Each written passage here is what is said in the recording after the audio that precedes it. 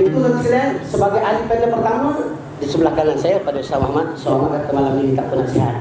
Minta nasihat dan tengok datang macam ni. Daripada awal Ustaz datang. Belajar sampai masjid murid. Katanya itu masjid murid saya. Sampai ke masjid murid. Soalan yang kita bagi ni biasa dan sekalian. Dia semua ada ilmu dah ada di dada saya akan sampai ke kita. Sebab tuan-tuan malam ni tuan-tuan ambil poin baik-baik, kita akan gunakan untuk diri kita insya-Allah. Soalan yang pertama Ustaz, kita nak bincang. Kalau kita dapat kita tahu, semua masyarakat tahu Ustaz tentang Rasulullah ni qudwatun hasanah. Sebagai contoh yang terbaik. Agak-agaklah agak sebenarnya tak boleh kita soal, tapi kita nak lebih jelaskan lagi. Kenapa agak-agak Allah SWT pilih Nabi itu sebagai kedua? Silakan Ustaz.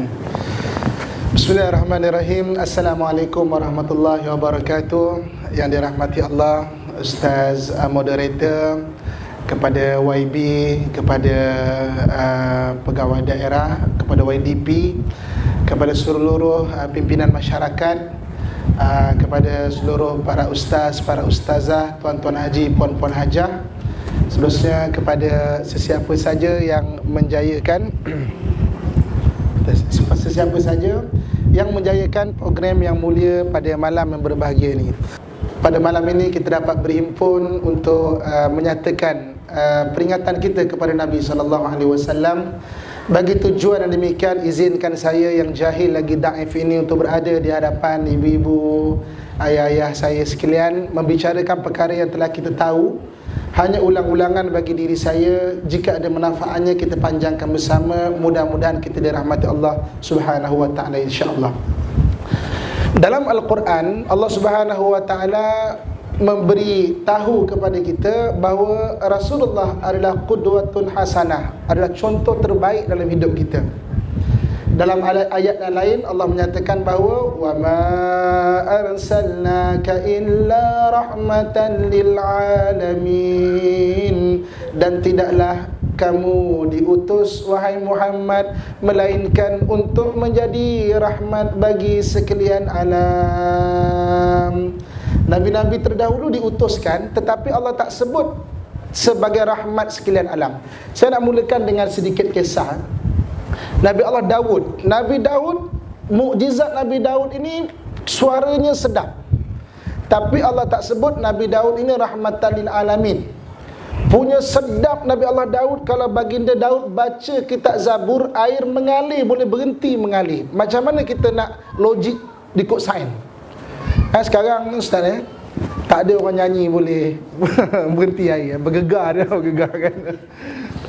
Punya sedap perempuan mengandung boleh terberanak. Punya sedap orang tua dengar, oh sedapnya, boleh meninggal. Suaranya sedap sebagai mukjizat, tetapi tidak rahmat sekalian alam. Apa kerja orang perempuan baik-baik mengandung boleh terberanak? Apa kerja orang tua baik-baik tiba-tiba boleh meninggal? Nabi Yusuf alaihissalam, Nabi Yusuf alaihissalam, mukjizat dia hebat. Nabi Yusuf ni cantik, handsome kan? Macam Ustaz kata lah rupa badan sama tapi handsome lain. Okay. Jadi Nabi Yusuf ni punya cantik Nabi Allah Yusuf sampai dia duduk sebelah orang tak cantik ni pun nampak cantik. Macam mana mukjizat tu? Kan? Kalau Nabi Yusuf bangun baru orang tahulah kau ni tak cantik punya, baru kau tahu. Punya hebat. Tapi dengan mukjizat itu akhirnya Nabi Yusuf terfitnah. Nabi siapa lagi? Nabi Sulaiman. Nabi Sulaiman boleh memerintah jin, boleh memerintah manusia, boleh memerintah kira angin dan sebagainya. Kan ada sama saya pernah ikut saya pergi Palestin, Masjid Aqsa. Dekat Masjid Aqsa tu ada penjara jin.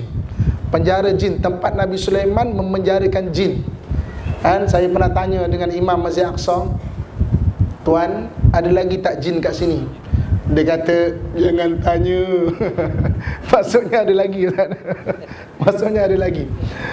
Tapi hebatnya pemerintahan Nabi Sulaiman. Dalam surah Namli Allah menyatakan bahawa ada golongan yang rasa tak selamat. Semut. Datang Nabi Sulaiman ambil tentera, semut kata, kita masuk dalam lubang cepat-cepat ni, kalau tidak kena pijak kita, habis kita. Maknanya mukjizatnya ada tetapi tidak rahmat bagi sekalian alam. Nabi kita Muhammad sallallahu alaihi wasallam dihimpunkan seluruh mukjizat nabi-nabi terdahulu diberikan kepada Nabi sallallahu alaihi wasallam. Bezanya apa? Rahmat bagi sekalian alam. Ibu-ibu, ayah-ayah saya sekalian, Nabi kita ni orangnya handsome. Tetapi orang tengok Nabi bukan naik nafsu syahwat macam mana Nabi Yusuf. Tengok Nabi, orang nak masuk Islam. Nabi kita ni suara sedap. Ketika Nabi SAW baca Al-Quran, isteri yang derhaka kembali nak taat kepada suami. Ketika Nabi SAW bacakan Al-Quran, wala takul lahuma uffin, jangan kamu kata pada ibu dan ayah kamu. Anak yang derhaka nak jadi taat pada ibu dan ayah.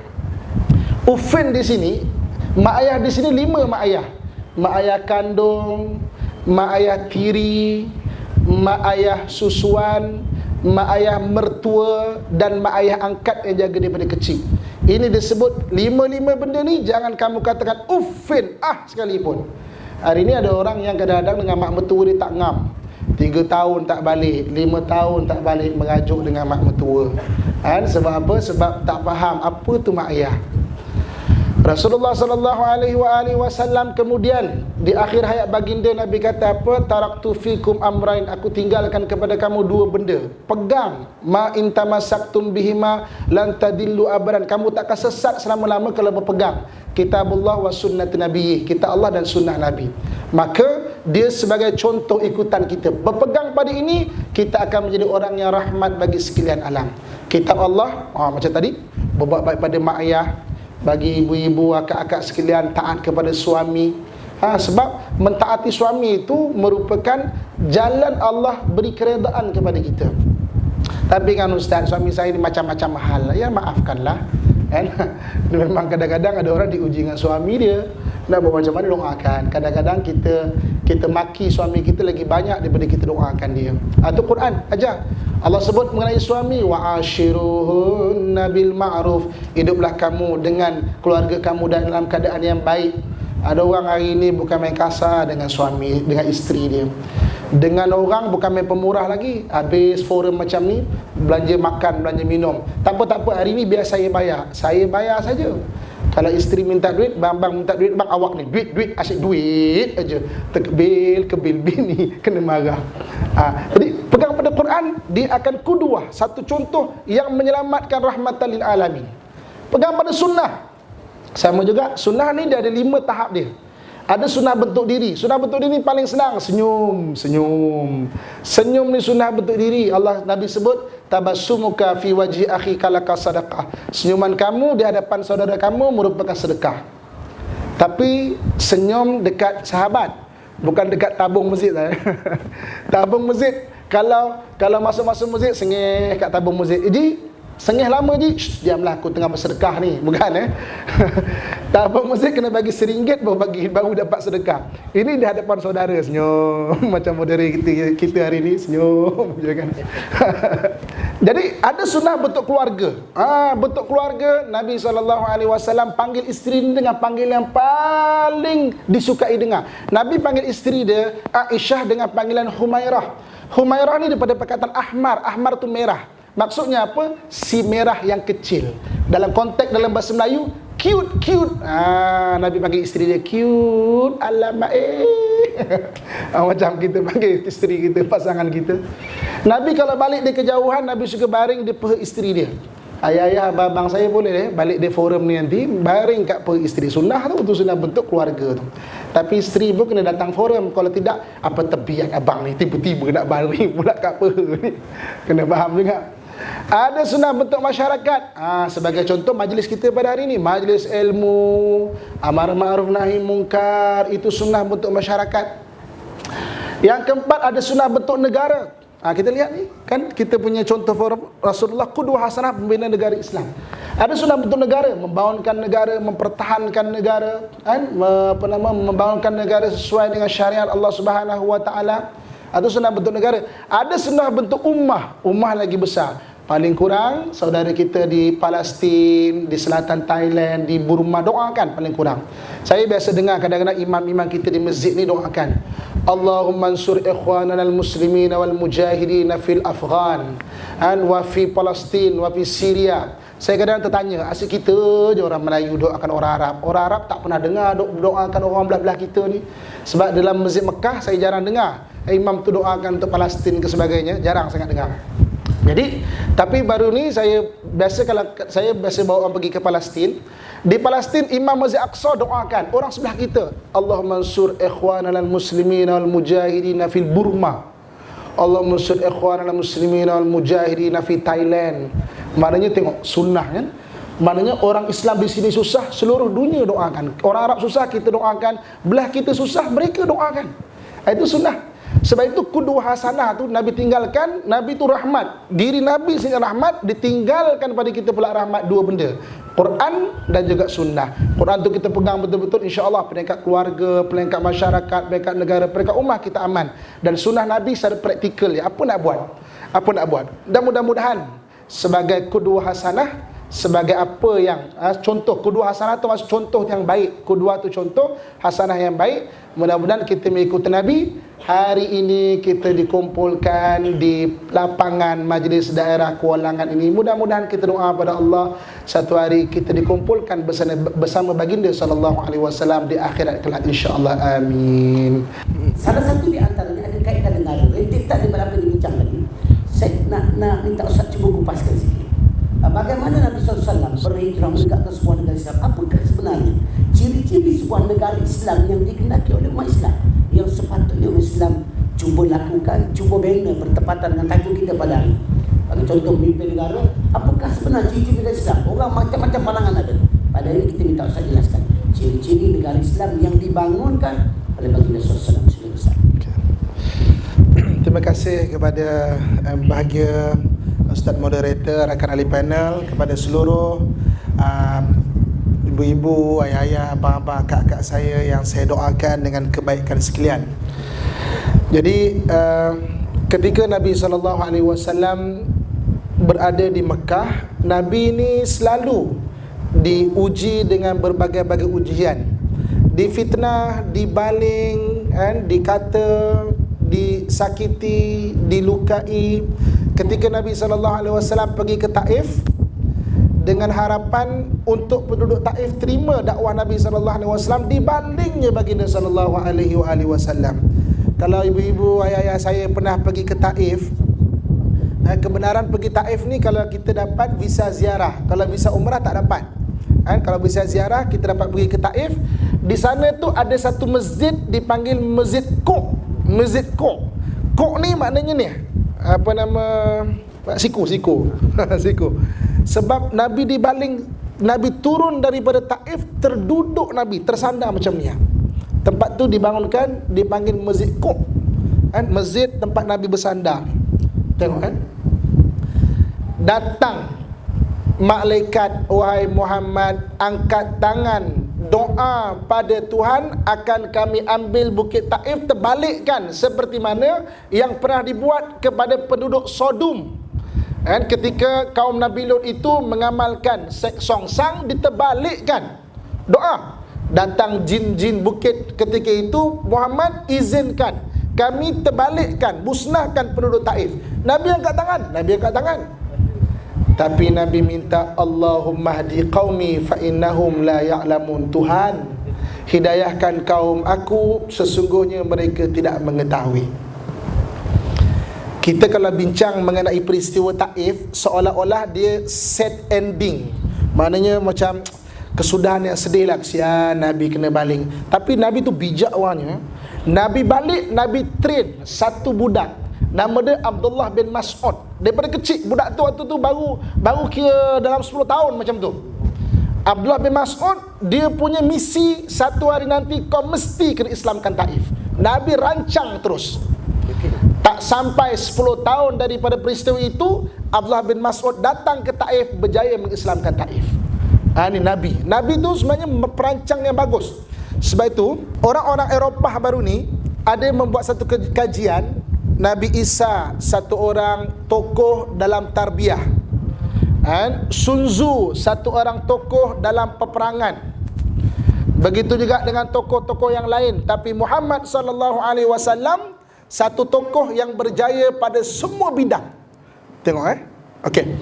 So jadi ketika Nabi SAW balik daripada Taif, Kemudian Nabi terus berdakwah. Yang ditanamkan kepada para sahabat, daripada jiwa para sahabat ni adalah tentang keimanan. Tentang keimanan. Sebab itu kalau kita lihat, semua sistem-sistem dalam Islam, dia membawa satu benda. Matlamat je, mardatillah, keredaan Allah. Kan? Ustaz dia ada sekolah tahfiz, sistem pendidikan Islam. Matlamatnya apa? Matlamatnya adalah untuk keredaan Allah. Ustaz kita sebagai konsultan, matlamatnya apa? Keredaan Allah. Ada orang yang berkecimpung dalam bidang ekonomi Islam. Matlamat sistem ekonomi Islam adalah untuk keredaan Allah. Ada orang yang berkecimpung dalam bidang undang-undang Islam. Apa tujuannya digubal undang-undang Islam? Matlamatnya mardatillah, keredaan Allah. Ada di antara kita mungkin sebagai pendidik, guru, matlamatnya apa? Matlamatnya adalah untuk mardatillah. Kalau satu orang mengatakan bahawa kami ini membawakan ekonomi Islam tapi tak bawa kepada mencintai Allah, ada kegagalan dalam sistem tu. Jadi asas kepada sebuah negara Islam adalah semuanya adalah mencari mardatillah, keredaan Allah Subhanahu wa taala. Kemudian daripada asas ini Nabi SAW menggabungkan 8 golongan. Ummah tu dibangunkan oleh 8 golongan. Daripada Mekah lagi Nabi gabungkan 8 golongan. Ummah tu dibangunkan yang pertama oleh kebijaksanaan para pemimpin. Yang kedua, ummah dibangunkan oleh ilmu para ulama. Yang ketiga, ummah dibangunkan oleh peluh para amilin. Amilin ini pekerja yang bangunkan ekonomi Islam, bangunkan pendidikan Islam. Yang keempat, ummah dibangunkan oleh darah para syuhada. Yang kelima, ummah dibangunkan oleh doa para solihin.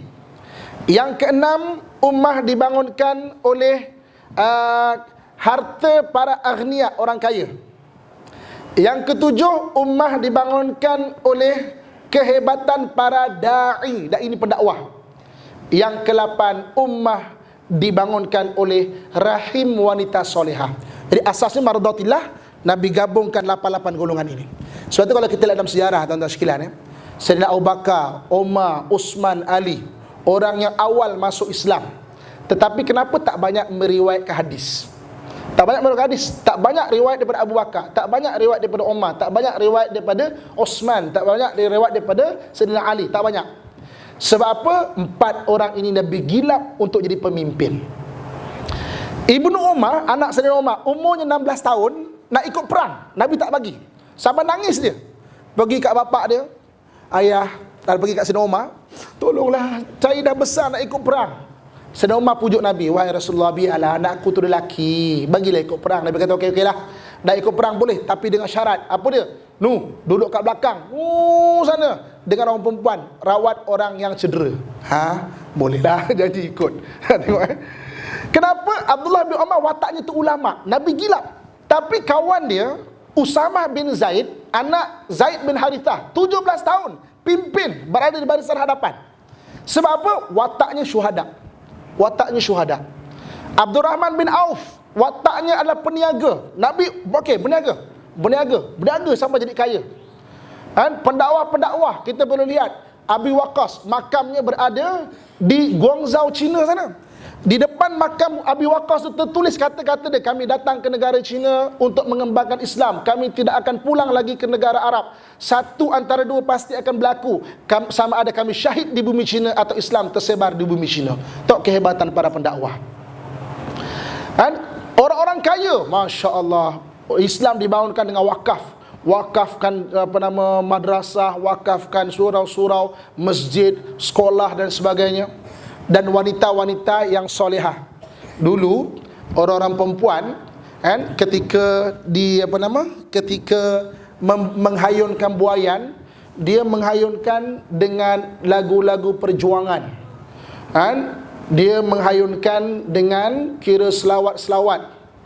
Bonda penuh riang menerima bahtera merdeka. Putra-putri sayang, putra-putri sayang sedang berjuang. Sekarang mak-mak sekarang kan? Lagu Bila Israel pun dirapkan. Bila Israel datang memanggil, terbukur di pembaringan, ya au ya au. Kan? Orang sekarang macam mana tak anak, macam mana Ustaz cakap tadi, berapa ratus ribu anak luar nikah. Masya Allah. Sebab apa? Ibu tak berkualiti. Ibu tak berkualiti. Jadi daripada maradatillah digabungkan 8 golongan ini. Sebab itu zaman sahabat 8 golongan ini bersatu. Apa tujuannya? Semua ada bidang masing-masing. Bangunkan. Habis khalifah yang 4, Abu Bakar, Umar, Uthman, Ali, diganti dengan khalifah Bani Umayyah. Bani Umayyah, 8 golongan ini juga bersatu. Kebijaksanaan para pemimpin, ilmu para ulama, kemudian peluh para amilin, yang keempat darah para syuhada, doa para solihin, harta para orang kaya, agniya, kehebatan para da'i dan rahim wanita solihah. Di hujung-hujung zaman Umayyah, apabila pemimpinnya sudah tidak bijaksana, apabila ulamanya pengampu, apabila amilin pekerjanya pemalas, apabila syuhadanya pengecut, apabila orang soleh terpisah di gua-gua, kena gam sama orang soleh dia. Zaman dulu dah ada kena gam. Terpisah di gua-gua. Apabila orang kayanya bakhil, apabila pendakwah tidak hebat, wanita rosak ummah tu. Diganti dengan kerajaan Abbasiyah, 8 golongan digabungkan kembali, kuat Islam, sebuah negara yang tidak terkalah ketika itu. Baghdad menjadi hebat. Ketika zaman Mongol, 8 golongan terpecah, lemah, terpecah 8 golongan ini. Kemudian Utsman Al-Ghazi menggabungkan 8 golongan ini, akhirnya dapat membangunkan Khalifah Bani Utsmaniyah. 1924 ketika negara Islam sudah dipadam daripada muka bumi, kita tengok 8 golongan terpecah. Sebab itu ibu-ibu, ayah-ayah, abang-abang, kakak saya sekalian, bicara mengenai negara Islam, semua bahu kita ni ada tanggungjawab. Kita tengok siapa kita. Kita tengok. Mungkin tuan-tuan sebagai pemimpin, apa yang kita kejar? Maradatillah. Mungkin tuan-tuan golongan kedua, para ustaz, para ustazah. Yang ketiga mungkin para prof amilin. Mungkin tuan-tuan ada guru, ada bidang undang-undang, ada bidang pendidikan, ada apa. Bangunkan betul-betul bidang. Kita, sebab kita ada tanggungjawab kita. Yang keempat, darah syuhada, mungkin ada pegawai-pegawai keselamatan kat sini. Yang kelima, kita punya pegawai-pegawai daripada majlis daerah kan. Penguat kuasa. Yang kelima, orang soleh bantu dengan doa, bantu dengan ibadah. Yang keenam, iaitu orang kaya, buat wakaf. Saya tuan-tuan sekalian, ustaz, tahun lepas saya diminta kendalikan satu kursus perniagaan di China. Saya biasa bawa orang ke China juga. Jadi 4 grup Ustaz, 4 grup. Maknanya orang-orang nak pencen kursus kat diri seminggu, kita kursuskan, terangkan ini tempat beli barang, ajar shipping buat balik semua. 4 grup. Setiap habis grup tu saya akan tanya, macam mana Ji nak berniaga Ji? Ada setengah, Ustaz, ini mana nak berniaga Ustaz? Ini bayangkan tuan-tuan sekalian, pen macam ini yang canggih lagi kan. Kalau kita ambil supplier kat sini, sebatang pen ini RM1.50. Kita boleh jual dalam RM2.50 lah. Kita ambil supplier RM1.50. Pen yang sama 20 sen je kat sana. Pen yang sama. Wah, dia kata, Ustaz memang nak berniaga ni. Alhamdulillah. Tapi ada juga, alah Ustaz dah pencen, apa nak susah, rumah dah ada, kereta dah ada. Habis tu datang ke Guangzhou ni, dah dibagi datang percuma, datang je lah. Okey. Habis program keempat, 4 grup, saya ada program TV9 ke Xi'an. Xi'an ni kota orang Islam. Di Xi'an sana ada satu orang, umurnya 90 tahun, janggutnya panjang macam ni Ustaz, rambut putih, berniaga kedai, tiap-tiap pagi buka kedai. Anak dia pun dah berniaga kat kota Xi'an. Habis penggambaran saya, dia orang-orang tu boleh cakap Arab. Saya pun tanya dia, tuan, saya nak tanya ni, kenapa tuan nak berniaga? Kenapa nak berniaga? Semua dah cukup dah. Anak pun dah berniaga, kereta dah ada, rumah dah ada, anak pun dah berniaga, cucu pun dah berniaga. Umur 90 tahun, tak cukup lagi ke? Kenapa tuan nak berniaga? Dia kata, aku berniaga bukan untuk diri aku. Aku berniaga bukan nak kayakan diri aku. Aku ni berniaga sebab nak kayakan madrasah, nak kayakan masjid. Itu cara berfikir. Itu 8 golongan tu. Itu cara berfikir. Maknanya, orang yang golongan ke-6, harta diinfakkan. Golongan ke-7, pendakwah. Macam ustaz-ustaz kita, alhamdulillah tuan-tuan sekalian, maknanya dakwah sampaikan. Saya pernah bersama dengan dulu program Selangor Ria, ustaz. Kan ada konsert-konsert tu kan. Jadi saya diminta oleh penganjur, ustaz, ini kita Selangor buat konsert tapi tengah-tengah tu nak masukkan sikit tazkirah. Dia panggil sembang santai. Kata, boleh ke? Boleh, ustaz, dalam 15 minit 20 minit je. Dan saya pun tak pakai macam ni lah. Pakai pun macam baju biasa, pakai kopiah yang macam panggil tu, macam penyanyi moden tu kan. Cekap tu kan. Oh, waktu tu malam saya giliran dia adalah giliran Jimbara dan Land Typewriter. Memang hardcore, ustaz. Begini punya orang, tak sedar 3,000 orang lebih saya rasa. Lepas Jimbara tu saya pun tampil. Oh, kejap abang semua. Okay, kita sembang santai sekejap. Orang tu semua pening. Kat dunia mana aku ni? Tengah gini-gini tiba-tiba kena kuliah, ustaz. Pening kepala dia.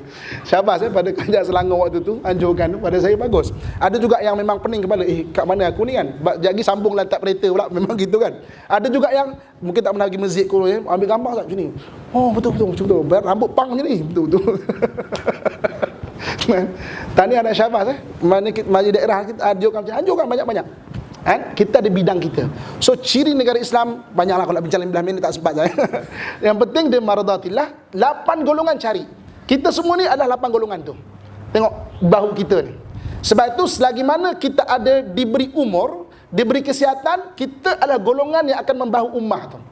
Jangan kita abaikan kesempatan yang ada. Kalau besok dah sakit, besok mungkin dah habis peranan kita ataupun dah habis jawatan dan sebagainya, rugi. Depan Tuhan besok nak jawab susah. Ada ni semua kita ni depan saya ni semua 8 golongan. Saya ada peranan saya, ustaz ada peranan ustaz. Ustaz ada peranan ustaz. Kita semua ada peranan kita. So kita renungkan ciri-ciri negara Islam yang sekarang kaza pertama semua maradatillah, dan orang-orang Islam 8 golongan itu dia bersatu dalam keadaan sedar ataupun tidak. Sebab semua nak supaya Islam tu bangkit, Islam tu naik, Islam tu didaulatkan, Islam tu naik tinggi. Jadi maksudnya kita semua ada peranan kita. So jadi ciri-ciri negara Islam kalau nak bincang panjang, tapi individu-individu itu burulah maradatillah. Dalam hadis Nabi sebut orang umat Muhammad ni umur tak panjang, baina sitin wa sab'in, 60-70 je umat Muhammad ni kebiasaan. Sekarang pun orang Melayu kita kan 50 banyak tak ada saya. 60 sakit jantung lah, 70 jarang-jarang ada. 80 kita pelik, hidup lagi punya. 80 kita pelik. Sementara ayat dikandung badan. Mainkan peranan kita. InsyaAllah semoga sikit yang kita sumbangkan sebenarnya besar di akhirat besok kalau benda tu ikhlas kerana Allah Subhanahu Wa Taala.